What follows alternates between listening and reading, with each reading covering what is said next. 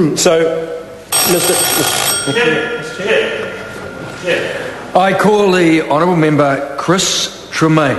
I move that the question be now put. No, I'm going to recognise the Honourable Member Chris Farfoe. Taloha ni. Taloha ni, Mr. Chair.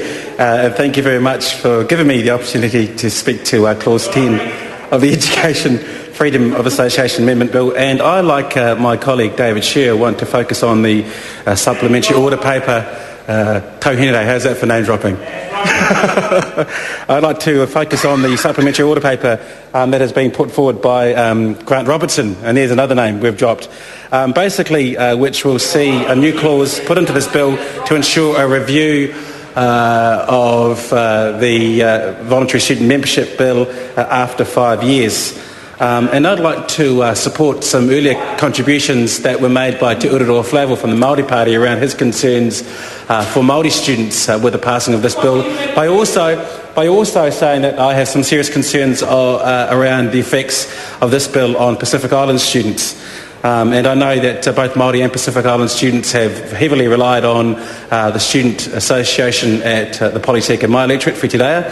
I know it's had a checkered past in the last couple of years around its finances, and I know that Don Campbell, the Chief Executive, may be watching, and I know he holds a different ideological position to me, that he is a supporter of the voluntary student membership bill, but I think that this move by the government, and more in particular by ACT, who was seen to be the tail wagging the dog in this instance, will have serious adverse effects on both Pacific and Māori students at Whitireia.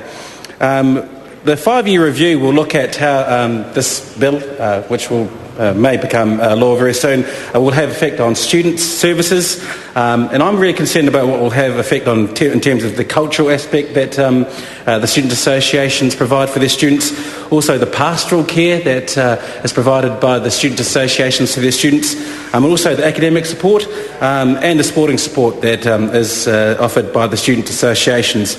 And after 5 years, the big question is going to be asked is what has happened, but we don't have to look too far to find out what the experience will be, because as David Shearer pointed out in his contribution, in Australia, when voluntary student membership was passed in 2005, since then and subsequent years we've seen some serious degradation in terms of the services for students at their tertiary institutions. Essentially, the associations have collapsed and the services available to students have drastically reduced. And in many cases, a user pay system has been introduced at the tertiary institutions across the Tasman. That can only have a negative effect for Māori and Pacific Island students at the moment who are struggling just to get to tertiary education as it is. So if they're forced to pay even more for the services that are being provided under the current regime, that is going to have a serious negative effect on the tertiary experience of many Māori and Pacific Island students. And as we've seen across the Tasman, this has disadvantaged a lot of those students who come from lower socio-economic backgrounds. Unfortunately, a lot of the tertiary institutions have had to take on some of the functions and the services and the assets that have been previously provided by student associations and operated by student associations. So in effect, when the ACT Party said that this is going to make things much easier for students, give them choice, give them freedom, it's about democracy, it's actually going to put the burden of the services and the assets that has fallen on those student associations fairly and squarely on the institutions now. So that means that the taxpayer is going to be burdened by more cost in the long run.